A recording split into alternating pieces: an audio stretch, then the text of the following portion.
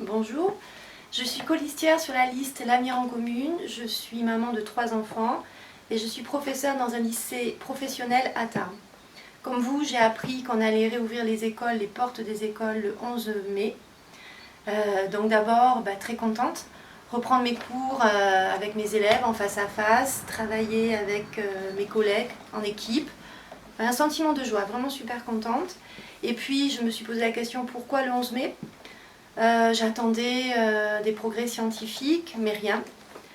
J'ai rien trouvé et il n'y a pas de progrès, toujours ce même fléau, toujours ce même risque de propagation du virus qui a contraint nos responsables politiques à fermer les écoles ce 16 mars dernier.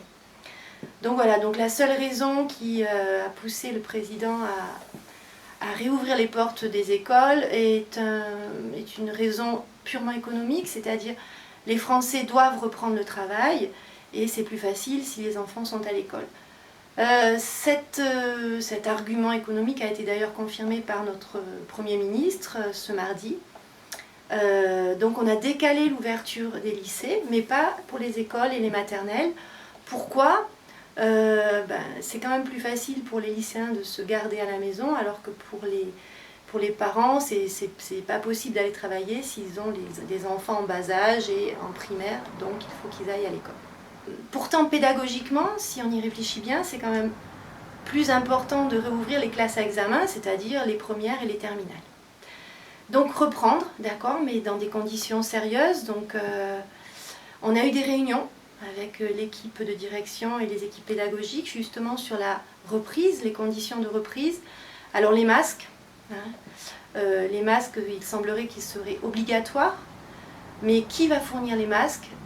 En tout cas, pour l'instant, l'État ne semble pas vouloir fournir les masques, ni pour les élèves, ni pour les agents de service, ni pour les professeurs. Donc masque obligatoire, mais il va falloir acheter les masques. Pourtant, il me semble que c'est un bien de première nécessité dans cette période de crise qui devrait être fourni par l'État.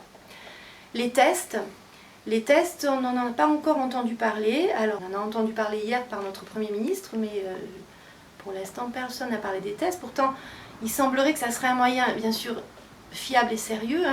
On pourrait tester massivement et on n'aurait plus qu'à confiner les personnes malades.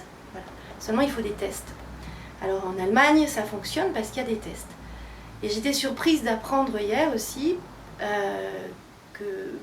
qu'en Allemagne, justement, il y avait 3 fois plus de lits en réanimation qu'en France. Pourtant, on a doublé le nombre de lits et en prenant d'autres lits sur d'autres services qui d'ailleurs ne fonctionnent plus.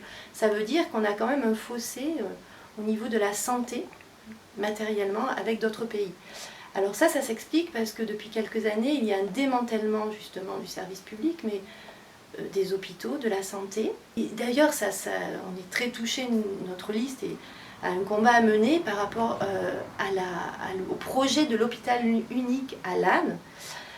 Voilà, qu'est-ce que c'est que ce projet ? C'est la fermeture de l'hôpital à Tarbes, la fermeture de l'hôpital à Lourdes, pour un hôpital unique à Lannes qui géographiquement sera plus loin des populations, mais surtout le but c'est un but économique.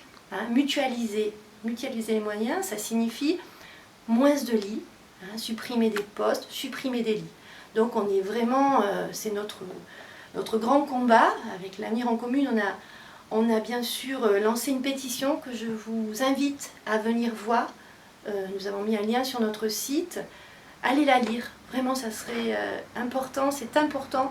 Je pense que ce projet est tout sauf un bon projet pour les Tarbais. Allez voir cette pétition. Voilà, pour reprendre pour l'école, s'il y a réouverture, bien sûr, moi et mes collègues, nous irons faire notre travail d'intérêt général avec bienveillance, mais toujours avec ce doute de participer, d'être acteur à l'accentuation et à la propagation de ce virus. Voilà.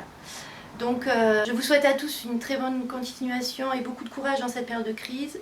Et l'Avenir en Commune vous souhaite beaucoup de courage aussi. Restez solidaires. Au revoir.